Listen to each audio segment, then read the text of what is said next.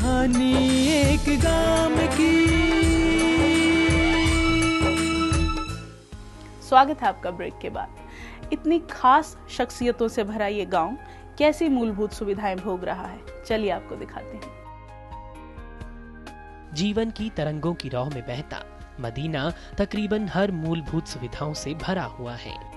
गांव में सरकारी स्कूल, जेबीटी, आंगनबाड़ी, चौपाले, बैंक, सामुदायिक केंद्र, पानी की डिग्गी, बूस्टिंग स्टेशन, अंग्रेजों के समय का कैनाल रेस्ट हाउस, धर्मशाला, खिलाड़ियों के लिए स्टेडियम और लोगों की आस्था के मंदिर भी हैं। गांव के युवा रोजगार के नए विकल्पों से जुड़कर अपनी कमाई के साधन बढ़ा रहे हैं, जिनमें हैचरी और उन्नत पशुपालन कुछ विकल्प हैं। जितेंद्र जी, आप ये कैटल फार्मिंग कितने साल से कर रहे हैं? करीब 9 साल से जी। अच्छा जी, तो आपके पास कितने पशु हैं? मेरे पास 4 मुर्रा नस्ल की भैंसें हैं जी, अच्छी क्वालिटी की। अच्छा जी। 2 जोटे हैं जी मेरे पास। वो भी मुर्रा नस्ल है? हाँ जी, वो भी मुर्रा नस्ल। अच्छा, तो क्या खासियत होती है इन नस्ल की? ऐसे मैंने मुर्रा नस्ल पहले भी रखी है जी। मेरे पास एक खली नाम का जोटा था जो भारत चैंपियन रहा जी। उसका एक बेटा था जी अर्जुन, जो अब हरियाणा चैंपियन है। अच्छा जी। उसका एक खली का पोता भी है जी मेरे पास, 18 महीने का, जो अब खड़े है। अच्छा, तो इसको आप रोजगार के रूप में इस्तेमाल करते हैं? नहीं जी, मैं अपने शौक के उससे पालता हूँ। दोस्तों, जैसा मैंने आपको बताया कि कुछ अभी बाकी है मदीना की कहानी में, जिसको बताए बिना ये कहानी पूरी नहीं हो सकती है।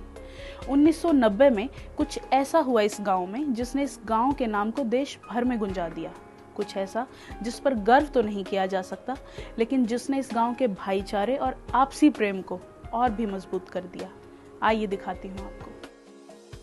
इतनी खासियतों के साथ मदीना के नाम के साथ हरियाणा में कुछ और भी जुड़ा है जो इस गांव को अहम बनाते हैं। राजनीति की हलचलों और उथल-पुथल का गवाह रहा ये गांव एक ऐसे हादसे का गवाह रह चुका है जिसने हरियाणा की राजनीति में ना भूल सकने वाला एक अध्याय जोड़ दिया है, और वो था 1990 के चुनावों में हुआ हंगामा, जिसको महम कांड के नाम से जाना जाता है।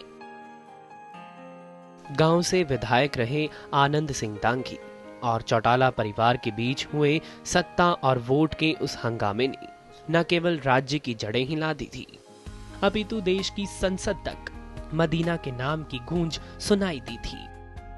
आपका जो मदीना गांव है वो महम कांड से बहुत एक हलचल हुई थी राजनीति में, जिसने भारत की राजनीति तक को हिला दिया था, और वो आपसे भी जुड़ा हुआ है। उसके बारे में कुछ बताना चाहेंगे आप? मैं उसको महम कांड नहीं कहूँगा जी। मैं ये कहूँगा कि जुल्म और अत्याचार के खिलाफ हमारे लोगों ने डट करके मुकाबला किया।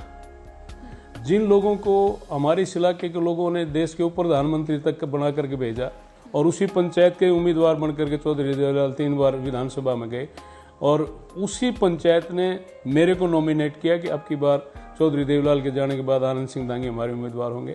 लेकिन चौधरी देवलाल अपने पुत्र मोह में फंस करके उन्होंने ओम प्रकाश चौटाला को इलेक्शन लड़ाने के लिए पंचायत को भी बेइज्जत किया, और ओम प्रकाश चौटाला ने जिस प्रकार से एक एमएलए बनने के लालसा में लोगों को मर्डर करवाया, बूथ रैगिंग करवाई, सारा एडमिनिस्ट्रेशन बूथों पर जा करके अपने हाथों से रेड हैंडेड इलेक्शन कमीशन ने और दूसरी एजेंसी ने वो रेड हैंडेड पकड़ा। मैं तो ये कहूँगा कि इन लोगों ने अपने स्वाभिमान और हक की लड़ाई लड़ी थी, और उसमें इन लोगों की विजय हुई।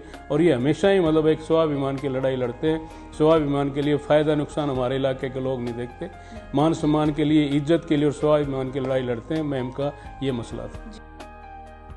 परंतु उस काले अध्याय से भी मदीना का आपसी भाईचारा और प्रेम कम नहीं हुआ। आज भी ये गांव अपने इसी प्रेम की शक्ति से संवरता, तरक्की और सफलता की नई उड़ानों पर कायम है। दोस्तों, ये थी कहानी मदीना गांव की, जो समय के उतार चढ़ाव के साथ बहते सफलता और कामयाबी की नई ऊंचाइयां छू रहा है। अगले हफ्ते जीवन के ऐसे ही मत भरे रंगों की कहानी कहते किसी नए गांव के साथ मिलूंगे आप सबसे। तब तक के लिए मुझे दीजिए इजाजत। राम राम। गांव सभ्यता की है पहली सीढ़ी, इस पे चढ़ा मानव पीढ़ी दर पीढ़ी। हर गांव का एक इतिहास है, अपनेपन का एहसास है। माटी की खुशबू ऐसी जिसमें उस रब का वास है। गाम धाम है जुड़ी है जिससे प्रीत नाम की कहानी, एक गाम की कहानी, एक गाम की।